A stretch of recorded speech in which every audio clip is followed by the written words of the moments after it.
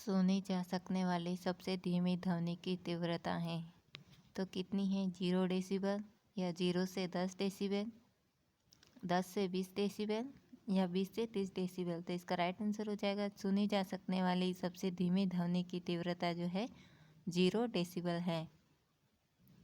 सामाजिक सांस्कृतिक संज्ञानात्मक सिद्धांत का प्रतिपादन ने किया था तो किसने किया था? वाइगोट्स्की ने। HIV से फैलता है तो HIV किससे फैलता है? माँ के दूध से फैलता है। शिक्षा मंत्रालय दिव्यांग सरकारी शैक्षिक संस्थानों, सरकारी सहायता प्राप्त संस्थानों को कितने प्रतिशत आरक्षण प्रदान करता है? तो कितने प्रतिशत आरक्षण प्रदान करता है? 3%, 7%, 5% या फिर 10%। इसका राइट आंसर हो जाएगा 3%। पूर्व पारंपरिक, पारंपरिक एवं पश्च पारंपरिक स्तरों का प्रतिपादन द्वारा किया गया था तो किसके द्वारा किया गया था? कोलबर्ग के नैतिकता का सिद्धांत के द्वारा किया गया था। ब्रोनफ्रेंबरेनर द्वारा प्रतिपादित सिद्धांत पर बल देता है तो किस पर बल देता है? ये पर्यावरणीय परिप्रेक्ष्य पर बल देता है। इनमें से कौन पूर्व वाक संवाद का एक रूप नहीं है? तो कौन नहीं है? रोना, वाक्य निर्माण, कूजना और प्रलाप करना या फिर हाव भाव भंगिमाएं। तो इसका राइट आंसर हो जाएगा वाक्य निर्माण। वह व्यक्ति क्या कहलाता है जो सामाजिक समूह के मानकों का जानबूझकर उल्लंघन नहीं कर रहा है बल्कि उसे यह ज्ञान नहीं है कि समूह क्या अपेक्षा करता है? 4 ऑप्शन दिए गए हैं, नैतिक, अनैतिक या निनैतिक या इनमें से कोई नहीं। तो इसका राइट आंसर हो जाएगा निनैतिक, अनमोरल। दृष्टि तीक्ष्णता का मापन द्वारा किया जा सकता है तो किसके द्वारा किया जा सकता है? स्नेलन चार्ट द्वारा किया जा सकता है। बच्चों में रचनाशीलता को बढ़ावा देने के लिए किस प्रकार का बाल पालन अभ्यास आदर्श है? कौन है? लोकतांत्रिक, अतिरक्षी, वर्जनाहीन या इनमें से कोई नहीं। आपका राइट आंसर हो जाएगा लोकतांत्रिक।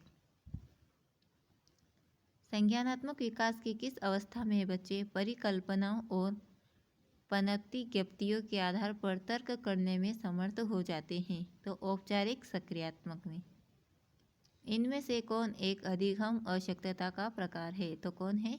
पठन विकल्प, डिस्लेक्सिया। ICDS योजना निगरानी का उत्तरदायित्व किस मंत्रालय का है? तो ICDS योजना निगरानी का उत्तरदायित्व जो है महिला एवं बाल विकास मंत्रालय का है। चेतना CHETNA का पूरा नाम क्या है? तो क्या है? Centre for health education training and nutrition awareness, मतलब स्वास्थ्य शिक्षा प्रशिक्षण एवं पोषण जागरूकता केंद्र। इंदिरा गांधी राष्ट्रीय दिव्यांगजन पेंशन योजना द्वारा प्रदान की जाती थी तो किसके द्वारा प्रदान की जाती थी? ग्रामीण विकास मंत्रालय द्वारा। लाल फीता का प्रतीक है तो लाल फीता का प्रतीक जो है HIV पॉजिटिव लोगों और एड्स पीड़ित लोगों के साथ एकजुटता का प्रतीक है। अधिगम की वह पहली अवस्था क्या कहलाती है जिसमें व्यक्ति यह जानता है कार्य में क्या आवश्यक है और कार्य के कुछ विशिष्ट घटक क्या है? तो क्या है? संज्ञानात्मक अवस्था, साहचर्य अवस्था, स्वचालन अवस्था या यथार्थवादी अवस्था। तो इसका राइट आंसर हो जाएगा संज्ञानात्मक अवस्था। निःशुल्क एवं अनिवार्य शिक्षा का अधिकार अधिनियम 2009 शिक्षा को की आयु वाले प्रत्येक बच्चे को एक मौलिक अधिकार बनाता है तो कितने वर्ष की आयु वाले को बनाता है? 2 से 18 वर्ष या 3 से 15 वर्ष या 6 से 14 वर्ष या फिर 4 से 18 वर्ष। तो इसका राइट आंसर हो जाएगा 6 से 14 वर्ष।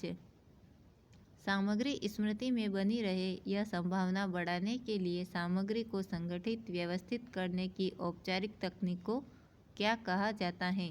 तो इसको याद करना कहा जाता है।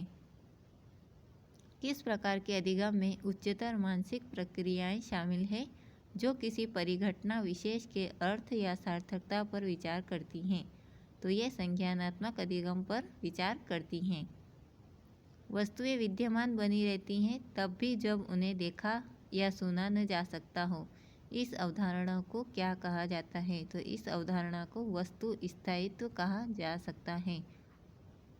यदि आप किसी शिशु के पैर के पंजे के तले पर चोट करें तो वह अब पहले अपने पैरों की उंगलियां फैलाता है और फिर उन्हें मोड़ लेता है। शिशु इनमें से कौन सा प्रतिवर्त दर्शा रहा है? तो कौन सा प्रतिवर्त दर्शाए? मूलोत्पत्ति, मोरो प्रतिवर्त, या ग्राही प्रतिवर्त, या बोबिन्स्की प्रतिवर्त? तो इसका राइट आंसर हो जाएगा बोबिन्स्की प्रतिवर्त। नवजात शिशु की लंबाई औसतन होती है। तो नवजात शिशु की लंबाई औसतन 17 से 21 इंच होती है। संवेद तंत्रिकी या श्रवण क्षीणता में शामिल समस्याएं में सीमित होती हैं। तो किस में सीमित होती है? ये आंतरिक कर्ण में सीमित होती हैं। इनमें से कौन मुख्य धारा में लाने के प्रतिदर्श हैं? तो कौन है? बचाना एवं रक्षा करना, या सभी को प्रवेश एवं विफलता किसी को नहीं, या दोष सुरक्षा एवं शून्य अस्वीकरण, या अग्रसरण एवं शून्य अस्वीकरण? इसका राइट आंसर हो जाएगा दोष सुरक्षा एवं शून्य अस्वीकरण।